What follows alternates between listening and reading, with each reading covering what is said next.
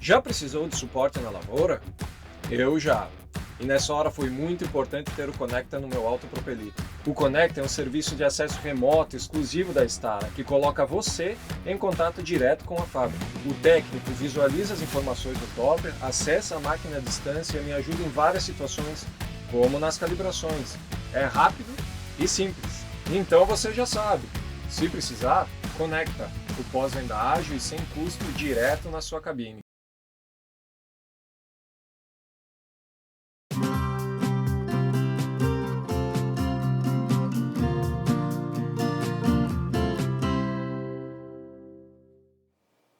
E depois de um movimento mais intenso de realização de lucros nesta quinta-feira, os preços da soja na Bolsa de Chicago terminam o pregão de hoje com estabilidade e leves ganhos nos principais contratos.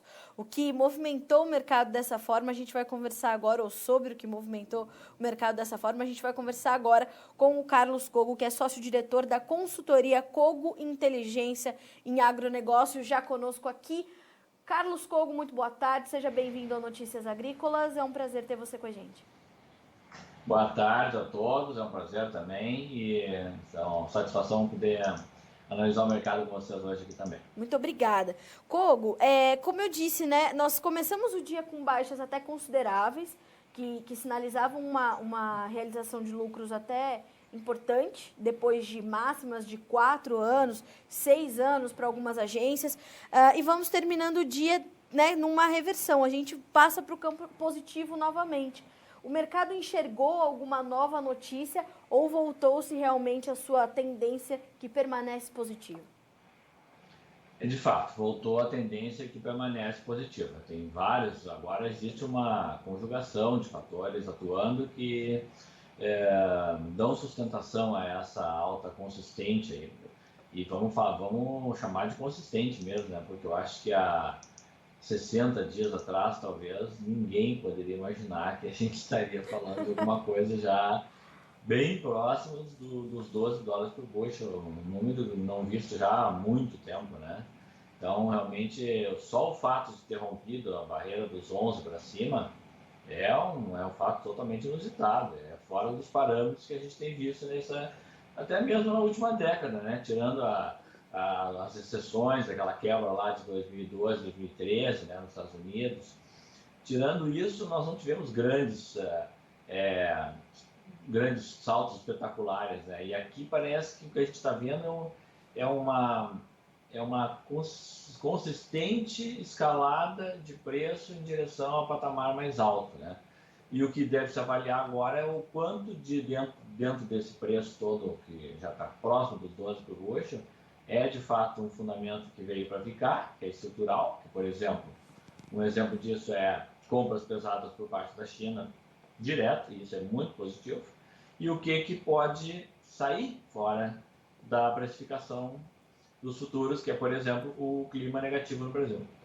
Tá, bom, vamos então por partes.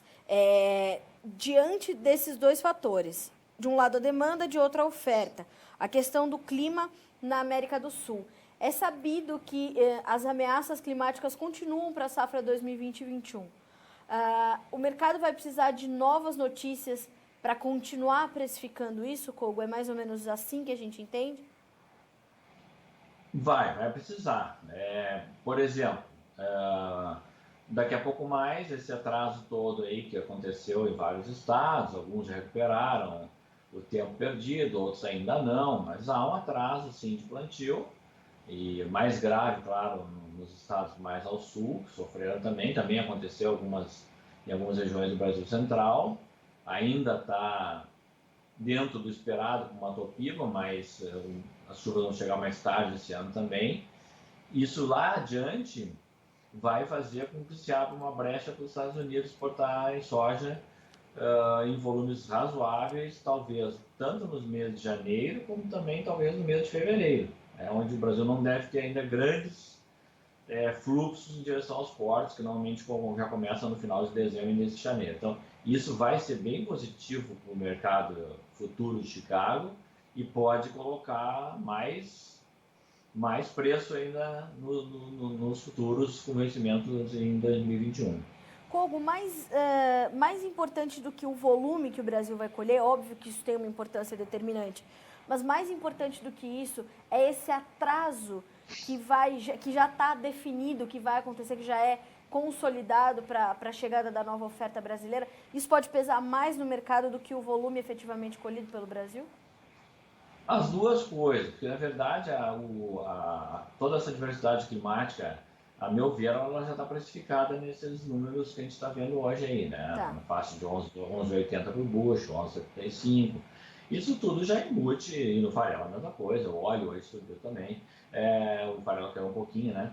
Mas esses números aí, eles certamente já embutem um risco climático para a Argentina, para o Paraguai, que vocês já tiveram contato com a minha parceira consultora essa semana, com a Esther, né? Isso mesmo. Da Sagro, né?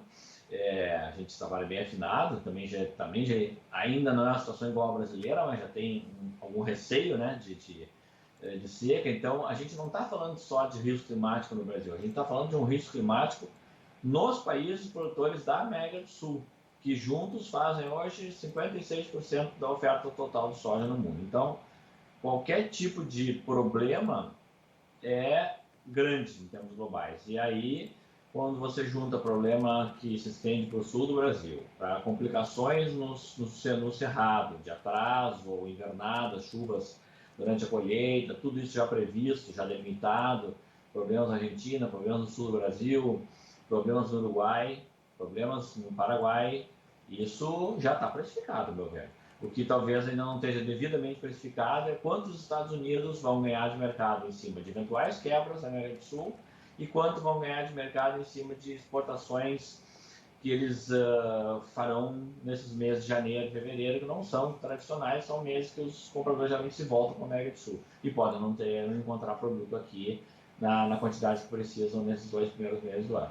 E essa dificuldade de encontrar esse volume é porque nós já temos um percentual muito elevado comercializado antecipadamente, Kogo? Exatamente, né? O número aí que está rondando o mercado, que é aceito, né? 60% de venda antecipada, seria até difícil ir além disso, porque você estaria arriscando volumes que talvez não possa colher, como é o caso do sul do Brasil, né? Então, numa média brasileira, um número muito alto, é um dos maiores para essa época do ano, né? Olhando uma perspectiva histórica. Então, isso, claro, que faz diferença. Isso, a primeira coisa que isso pesa é que você vai ter uma cadência mais tranquila no escoamento da safra a ser colhida, né? Está vendida, com contratos em tempos diferentes, com entregas em períodos diferentes. Isso pressiona menos os preços, os prêmios dos portos, vai pressionar menos o preço da parcela que não está vendida ainda. Para o Brasil, a tendência realmente, eu não vejo nenhuma, eu tenho falado para os clientes isso até, eu não vejo nenhum fator que possa reduzir o preço da soja e dos coprodutos, farelo e óleo, no primeiro semestre do ano que vem, a não ser o câmbio. A meu ver, é o único fator que forma preço que pode colocar ele para baixo, como colocou nesses últimos dias, né? Algumas regiões perderam até 4, 5, 6 reais por saca, basicamente em função de câmbio, mas já com mais mesmo indicação, porque produto mesmo quase nem tem mais, né? Kogo, como é que ficam os próximos negócios aqui no Brasil com o produtor brasileiro observando esse avanço tão significativo dos preços, mas já tendo comercializado boa parte da sua safra? O que vai determinar o ritmo dos negócios daqui em diante na sua análise? Vai ser uma situação bem atípica e bem complicada na cabeça do produtor. Porque, veja bem, ele veio vendendo, a gente vem acompanhando, veio vendendo antecipado a R$80, depois a 90, depois a 100, depois negócio a 120, depois chegaram a 135, e essa escalada veio vindo. E claro, as médias foram se formando, foram altas. Se a gente tentasse tirar uma média geral disso tudo, provavelmente tem muita gente que está com uma média de produto vendido aí entre 100, 120 até 130 reais. Então são preços muito, muito altos. E provavelmente o produtor não vai voltar a fazer negócio enquanto ele não tiver a colheita disponível já, né? Já vendeu antecipado o máximo que podia, e tiver um preço realmente que ele veja que está sustentado, que não perdeu sustentação por algum motivo. E esse motivo, por exemplo, pode ser o câmbio. O câmbio, só para lembrar, para todo mundo que está nos assistindo hoje, né? A Petax hoje já bateu de novo perto de 5,30, né? Então a gente vem gradualmente e no mercado internacional, no sistema financeiro nas consultorias econômicas globais, a avaliação é que o real está entre as moedas que teria mais a se apreciar no médio prazo, quando houver uma recuperação da economia, num pós-pandemia e as situações econômicas voltando ao normal, o real teria um inchaço estimado entre 20% e 25%. Isso significa dizer que ele cairia para uma faixa próxima dos 4,50 ou abaixo disso, tá? Ou até abaixo disso, até mais próximo dos 4. Não há um consenso sobre isso, mas vale o alerta. Se isso existe uma econometria para calcular isso, e isso está sendo indicado por várias economias, vários bancos, por vários bancos centrais, que estão colocando. O real é a moeda que está com as maiores condições de realmente mudar de patamar para baixo, né? Depois, claro, depois que as coisas voltarem completamente ao normal. Então, a meu ver, esse seria o único fator que poderá vir pela frente, já no primeiro semestre do ano que vem, e que pode aí sim provocar uma baixa de preço. Aí teria o quê? Uma soja com preço forte em dólar, mas um dólar fraco no Brasil. E isso resultaria talvez num preço menor do que se tem hoje. Agora, esse preço menor do que se tem hoje ainda assim seria muito remunerador para o produtor brasileiro, né, Kogo? Com certeza, com certeza. O problema é uma expressão que eu tenho ouvido muito em brincadeira entre produtores, é o que a gente chama de day after, né? Como vai se conviver depois de um ano como foi de 2020, onde todas as commodities tiveram um recorde de preço ou nominal ou real, né? O caso do milho não é recorde real, é nominal, mas está quase próximo do real. O do trigo é o segundo maior da história. O da soja é real e nominal. O do farelo é real e nominal, o do óleo também. E assim vai. O do arroz é o segundo maior da história. Como o produtor vai aprender a conviver depois de ter registrado o maior preço real em que ele já trabalhou na história? É uma situação bem complicada. O produtor não precisa entrar em pânico. Ele tem que tratar o ano de 2020, por tudo que ele teve de diferente, como um ano fora da curva. Tão somente um ano fora da curva. Somente isso, sem estresse, porque os preços que estão aí, que a gente está comentando, vamos fazer uma suposição qualquer, por exemplo, um câmbio de 4,50, com uma soja 11,75 por bushel. Olha, isso gera um preço altíssimo no Brasil ainda, muito acima da média histórica. Então, não há realmente por que ter nenhum tipo de estresse. O que não pode se pensar é que o preço vai ficar em 170, 180 reais por 2 ou 3 anos seguidos, né? Isso não existe, né? Porque os traders têm uma expressão que eles usam, né? Que a solução para o preço alto é o preço alto. Exatamente. Kogo, é um ano e uma safra, essa 2020-21, de margens também que foram muito positivas para os produtores, que o permitiram estar muito capitalizados, certo? Certo, perfeito. Foram, assim, nominalmente, foram as maiores margens do lucro da história, nominalmente. Não são as maiores em termos reais, porque se você deflacionar o custo e as margens, ainda teve outras oportunidades que, mesmo com o câmbio mais baixo, o ganho percentual, tanto o ganho bruto, o EBITDA, como a margem líquida, ela foi até maior em termos reais. Agora, em termos nominais, foi a maior margem líquida da história, tanto para o produtor que produz soja no Cerrado, como no Sul, como no Mato Piba. Para quem colheu, né? Para quem não colheu, obviamente, foi um ano péssimo, foi o caso do Rio Grande do Sul, né? Tá. E quando a gente fala dessas margens, e falando das margens reais, Kogo, o que a gente tem de cenário nesse momento para o produtor? Porque a gente fala, né? O produtor agora vai evitar de vender porque não sabe como vai correr a sua safra a partir de agora. Como é que você acha que ele está se comportando diante dessas margens? Que eu queria que você falasse um pouco sobre isso, se fosse possível. E essa impossibilidade ou essa trava que ele tem para fazer novos negócios por conta dessas ameaças de clima que ele ainda tem, Kogo? Há um câmbio de 5 com o que já está vendido e com o que não foi vendido ainda, mantendo-se um câmbio de 5, a margem líquida fica igual a dessa safra. Tá? Isso calculando numa planilha que a gente distribui para os clientes. Tá? Ela fica igual. Você pondera o que já foi vendido mais do que não foi vendido, a uma cotação de Chicago versus um câmbio de 5, médio de 5 para o ano inteiro de 2021. Tá. O que fura esse cálculo e pode colocar essa margem para baixo? Se o câmbio não for 5 de média. Tá. Se ele for menor que 5, você vai ter uma média de margem menor que a desse ano. Mas ainda bem alta. Estou falando de média líquida de 46% para a região sul, Uau.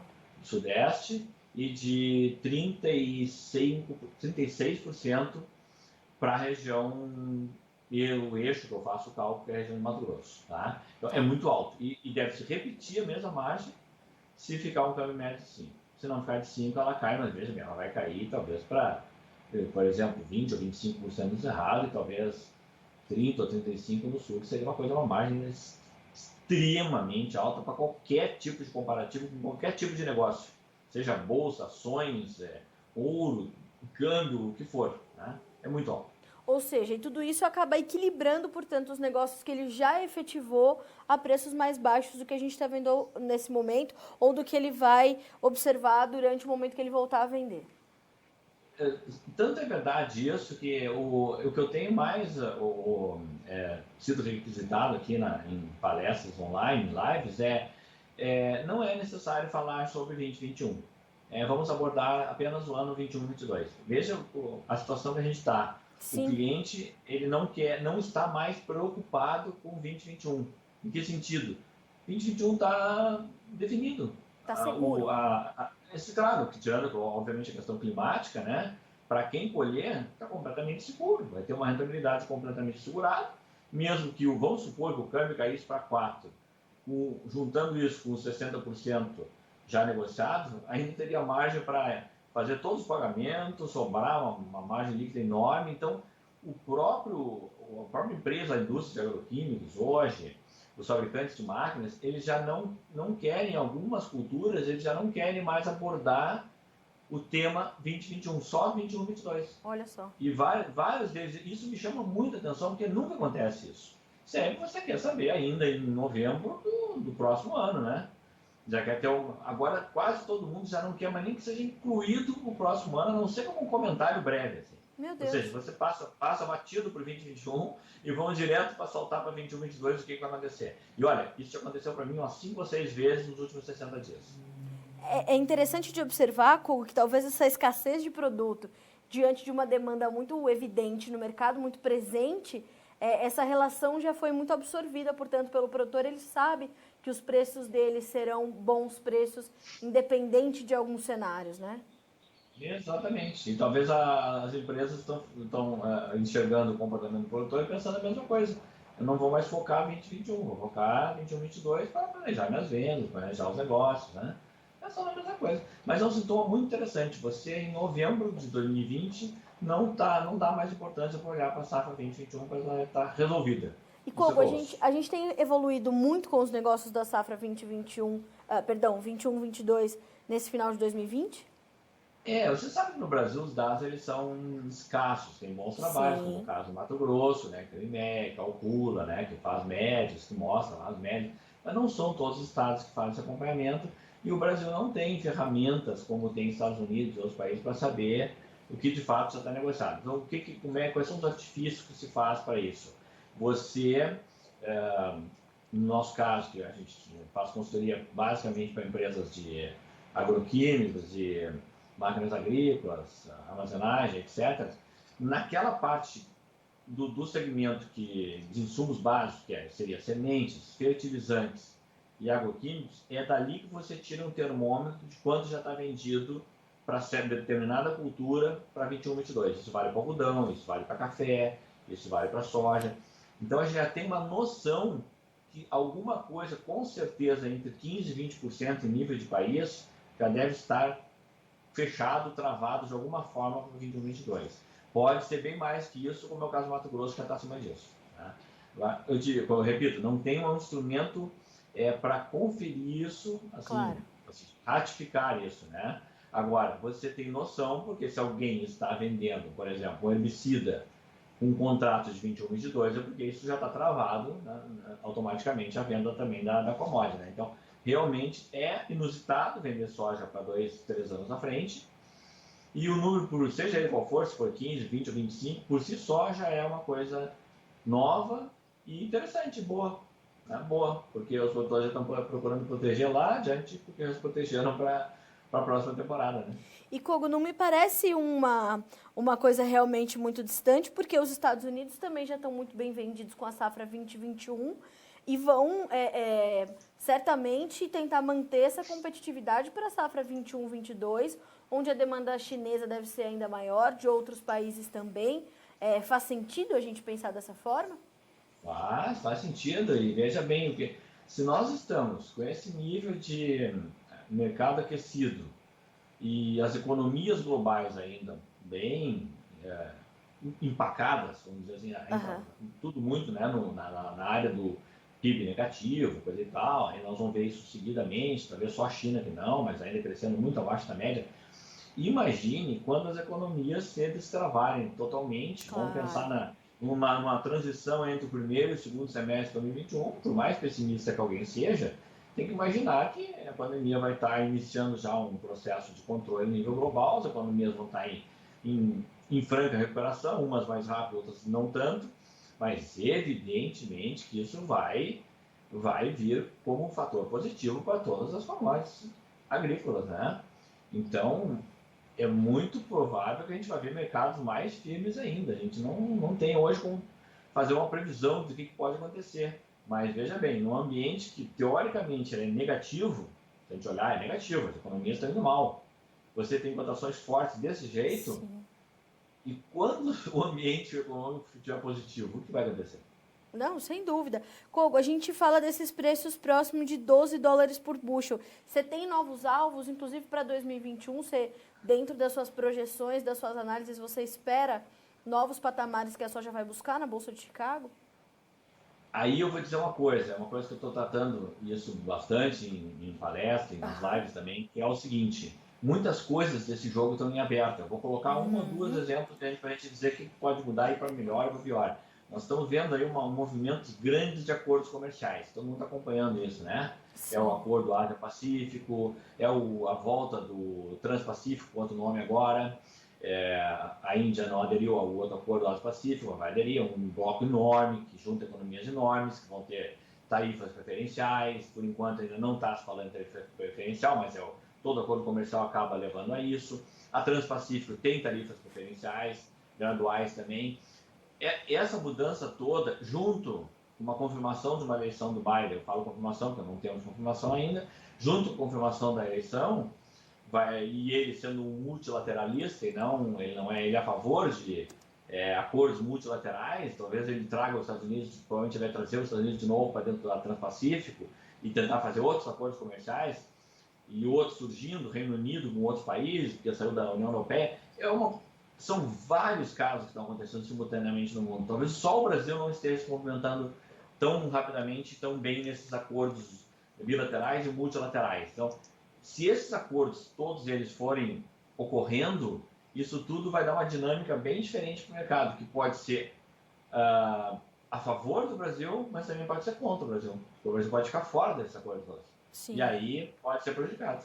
A nossa competitividade pode ser, portanto, arranhada de alguma forma. Claro. Vamos supor, por exemplo, que Biden já disse que não vai sair da fase 1 do acordo comercial com a China, né? Mas certamente vai fazer um diálogo num tom diferente do que o Trump faz. Claro. E isso pode gerar, em algum momento, algumas tratativas para retirar algumas alíquotas. E se isso acontecer, vamos pensar junto, se isso acontecer, é muito positivo, né, para as exportações americanas. E se é positivo para a exportação americana, é positivo para as exportações de Chicago. Então, todos esses acordos, todas essas aproximações aí entre os países, que já é um revés do que a gente estava vendo, que era protecionismo, que foi uma política do Trump, foi uma política protecionista o tempo todo, né? Vai dar uma dinâmica diferente para os mercados agrícolas, mercado financeiro, agrícola, para todos os mercados globais, de commodities minerais, de aço, petróleo, de tudo. Agora, nos agrícolas vai dar uma dinâmica diferente. Se o Brasil ficar fora desse jogo, vai acabar perdendo. E, Kogo, a gente tem visto uma dinâmica diferente dos mercados agrícolas desde que foi iniciada a pandemia, né? Se esperava um impacto muito mais severo do que tivemos e uma retomada de alguns setores que sentiram esse impacto negativo também de forma mais rápida, não? Perfeitamente. Bom, primeiro o agronegócio, na verdade, nunca foi abalado, né? Ele Sim. sempre passou o tempo todo completamente aquecido, né? Então, ao mesmo tempo que ele passou todo esse período de pandemia vivido até agora sem sofrer abalo, então a gente não dizer que não sofreu abalo, é bom lembrar que no pico da chamada primeira onda, que foi lá em fevereiro, março, todas as commodities agrícolas caíram com força, né? Soja, Aham. milho, tudo, muito em função do petróleo que tinha derrubado lá para menos de $20 o barril. Quando o petróleo começou a se recuperar e as economias voltaram a se movimentar, e os fretes marítimos também, a partir já de julho, agosto, na transição do primeiro para o segundo semestre, todas as commodities agrícolas se recuperaram. E se você pegar o mesmo gráfico da época e olhar agora, todas as commodities agora já têm ganho em dólares. Eu não estou falando em reais mais, estão em dólares. Todas elas têm ganhos em dólares. A soja ganhos fortes, 20, quase 24%, 27%, o mesmo vencimento. O milho é a mesma coisa. O algodão voltou mesmo para a pré-pandemia, o algodão que é um concorrente direto do petróleo. Então, praticamente dá para dizer que todas as commodities agrícolas já voltaram para níveis iguais ou acima do que estavam no período pré-pandemia. Então, daqui para frente, realmente a gente pode pensar que o cenário pode ser de uma alta mais consistente, mais prolongada, de forma geral, para as commodities agrícolas. São outros patamares de preço para o trigo, para o milho e para a soja, não tem nenhuma dúvida. E os 3 grãos a gente sabe que tem correlação, né? Claro, não. E quando a gente olha para o trigo, por exemplo, há problemas de clima em diversas origens. Quando a gente olha para o Exato. milho, a demanda chinesa se comportando de uma forma como a gente jamais viu. Quer dizer, a gente não tem muito espaço para uma correção também severa ou muito rápida das cotações, né, Kogo? Não, não tem espaço, não. Ao contrário, eu acho que o Sim. mundo vai ter que se preparar para talvez para uma nova onda de recuperação do preço das commodities em nível global. A gente já vem vindo acompanhando os indicadores e, na verdade, é o 5º mês consecutivo de alta generalizada das commodities agrícolas em nível internacional, estou falando. Então, vamos esquecer a questão de real, de câmbio. Estou falando de commodities em dólares. É o 5º mês consecutivo de altas generalizadas de commodities. Isso só não vale para as carnes, que não subiram praticamente mais nada. Agora, se você olhar todos os grãos, algodão, trigo, tudo, praticamente tudo em alta, forte e consecutiva. E eu acho que o mercado global vai ter que se acostumar com isso, pelo menos no primeiro semestre de 2021, até saber que tamanho vai ser a safra mundial 21-22, né? E isso a gente inclui, inclusive, óleo e farelo de soja com preços e um momento também que a história ainda não registrou, né, Kogo? Preço aqui no Brasil são recordes, né? Inclusive, até para lembrar, né? O caso do farelo não, porque nós estamos, assim, se você comparar dólar contra dólar, nós estamos praticando o preço em dólar no mercado interno de farelo igual ao do mercado externo, tá? Agora, se você olhar o óleo, ele está no nível de maior descolamento dos últimos 20 anos do preço do internacional aqui no mercado interno. Isso tem a ver com toda essa celeuma do biodiesel, que faltou produto, que não tinha como originar soja para fazer, agora autorizaram, né, a importação de insumos para fazer biodiesel. Toda essa celeuma aí gerou o quê? Empresas tendo que pagar bem acima da média para originar soja para entregar o biodiesel nos leilões da ANP. Então o óleo acabou se descolando muito aqui, acabou faltando óleo no varejo, né, racionamento no supermercado. Realmente o óleo se descolou, o farelo não, ele está bem alto mesmo por causa do câmbio, porque ele está subindo em dólar. E o óleo não, porque está subindo em dólar e porque se descolou internamente, porque a demanda interna de óleo não conseguiu ser atendida esse ano. Como é que você avaliou, Kogo, essa possibilidade da gente poder importar matéria-prima para fazer o óleo de soja, para fazer o biodiesel, portanto, né? Acho que talvez na nossa última conversa aqui no Notícias Agrícolas você tinha lembrado a gente disso. Não podemos importar soja para fazer biodiesel. Saiu essa semana a autorização. Muda alguma coisa a partir de agora? Muda, né? Porque é a questão do selo social, né? Que você tinha que originar a soja do biodiesel, tem que ser comprado no mercado interno, que a empresa tem o selo social, aquela história toda, todo mundo já sabe como é que funciona isso. Muda porque você vai ter acesso, talvez, a comprar o próprio óleo de soja, ou insumo, seja o que for, Agora, eu particularmente, é um tema muito polêmico, porque quem produz não quer, quem produz soja, óleo, biodiesel, café, ninguém é sempre contra a importação, né? E eu, ao contrário, como analista, eu sou a favor de mercado livre. Eu acho que você tem que ter liberdade para exportar e liberdade para importar. E isso vale para insumos e vale para produto. E o mercado tem que ser livre até para você ter razão quando você disser, não, o governo Bolsonaro não vai sobretaxar exportação, e não fez isso mesmo. O ministro nunca se falou nisso no Brasil, alguns governos estão falando, né? Mas nunca se falou nisso no Brasil, mesmo momentos críticos, como passou esse ano de certo, não vão chamar de desabastecimento, mas de escassez bem forte, né? De farelo, de óleo, de arroz, de feijão, de várias coisas. A gente não foi um país que não pensou em fazer isso. Se esse jogo está certo de deixar exportar, tem que ter o jogo na outra mão correto também, que é deixar importar quando você tem dificuldade, não criar barreiras para importações, seja de insumos, seja de óleo, seja do próprio biodiesel, seja do que for. Eu sou a favor de que essas coisas são livres para uma mão, tem que ser livre para outra, senão você não tem depois como se justificar no mercado internacional de impor barreiras ou tarifas, que toda hora a gente vê alguém chamando. Esses dias mesmo, uma associação, não vou citar o nome aqui, não vale a pena, estava pedindo para a ministra Tereza Cristina que taxasse ou criasse cotas para exportação de milho e farelo de soja, né? Uma associação de agricultura daí, não vou citar o nome, tá? Ora, eu comentei o seguinte, assim que vocês estão pedindo isso, daqui a pouco eles vão pedir que haja cota para exportar carne de frango, porque está ficando caro no mercado interno. Eles vão ter que passar por isso, porque se vale para uma coisa, pode valer para outra. O livre mercado é uma via de duas mãos, né, Kogo? É uma via de duas mãos, você vai provar do próprio veneno. Tá? Então não faça esse pedido, pois ele poderá ser atendido futuramente por seu produto. Não, sem dúvida. Carlos Kogo, muito obrigada pela conversa, principalmente pela companhia, pelas informações tão importantes aí para o produtor que está, como a gente falou, né, Kogo, focado em 2021-22, que está bem seguro e bem cercado de boas perspectivas para o mercado da soja, de grãos de uma forma geral, derivados. Obrigada mais uma vez, é sempre bom ter você conosco. Eu agradeço a oportunidade aí, agradeço a atenção de todos também e estaremos à disposição sempre que é possível. Obrigada, Kogo. Até a próxima. Bom trabalho para ti. Para vocês também. Obrigado. Obrigada.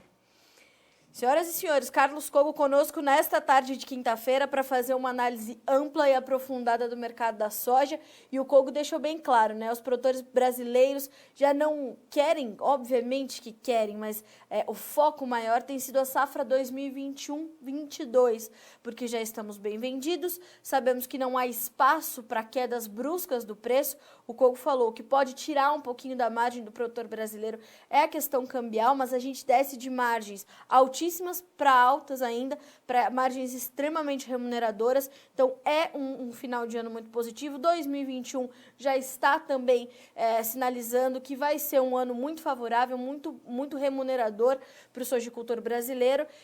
Temos aí um mercado de derivados com uma força também muito grande, fora os outros grãos, fora arroz, milho, trigo, enfim, o Kogo também trouxe essas perspectivas para outros produtos, enfim, um momento positivo e foco dos produtores agora em 2021-22, porque já temos aí, como disse o Kogo, nada muito certificado, né, muito oficializado, mas algo entre 15% e 20% da safra 21-22 do Brasil já comprometida com a comercialização. Então, trata-se de um momento forte e, como disse também o Carlos Kogo, é o início de uma nova onda de recuperação para as commodities agrícolas e a soja certamente é um dos carros-chefes desse movimento de recuperação.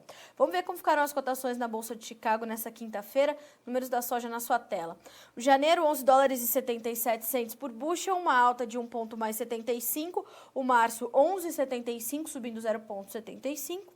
O julho, $11,67, com uma alta de meio ponto. E o agosto, $11,48, subindo 0,25 nessa quinta-feira. A gente passa para os números do milho. Milho que fechou com leves baixas, o dezembro $4,22, caindo 3 pontos mais 25, mesma baixa para o março, que fechou com $4,27. O maio encerra o dia com 4 dólares e 29 centes por bushel, perdendo também 3 pontos mais 75, mesma perda para o julho, que fecha com 4 dólares e 30. A gente conclui com os números do trigo, como sempre, e a gente vê que o mercado também fecha no vermelho. Dezembro, 5 dólares e 91, 6 pontos de queda. O março, 5 dólares e 98, caindo 7 pontos mais 75. O maio, 6 dólares e 2, com baixa de 7 pontos e meio. E o julho, 6 dólares por bushel, caindo 5 pontos mais 25. A gente fica por aqui com a nossa programação ao vivo desta quinta-feira, dia 19 de novembro de 2020, mas segue o nosso time aqui trazendo as últimas notícias do dia para que você seja sempre o produtor rural mais bem informado do Brasil. Amanhã a gente volta a se encontrar. Até lá!